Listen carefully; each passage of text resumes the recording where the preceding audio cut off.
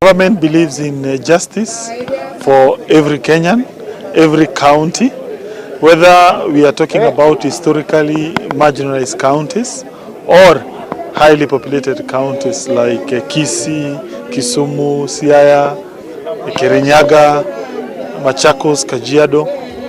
We believe in justice. Or whether you are referring to Wajir, Garissa. For the last 8 years, certain counties have lost billions of shillings.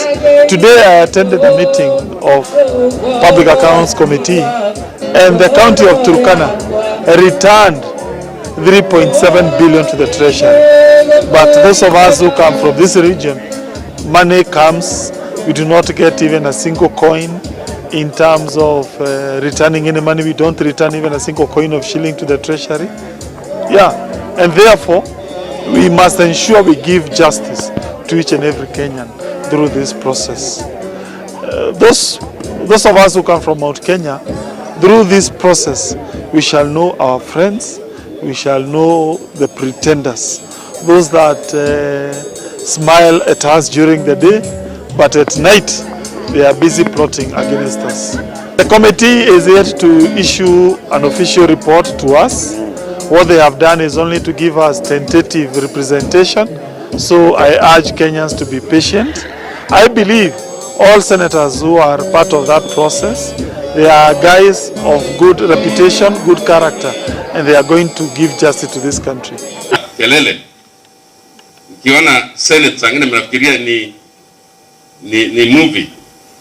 Ni kama mko katika sinema, si ndio?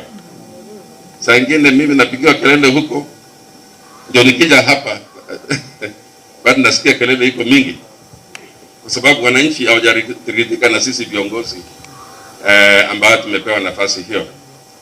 Ile kitu ambayo nitasema tu ni pesa itakuja mashinani, na vile imesemekana hapa, pesa inafuata kazi ambayo inahudumia watu, na kwa hivyo itakuwa kazi ngumu.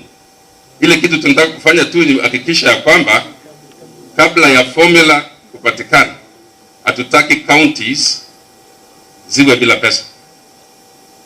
Kwa hivyo kuna njia ambayo nusu ya ile pesa yao inaweza kuja na waendelee na kazi, na sisi tuendelee kutafuta formula mzuri, kwa sababu mwaka hii tulikuwa tumesema ya kwamba hakuna kubadilisha. Kwa hivyo ni rahisi mtu kupata ile pesa alikuwa anapata last year.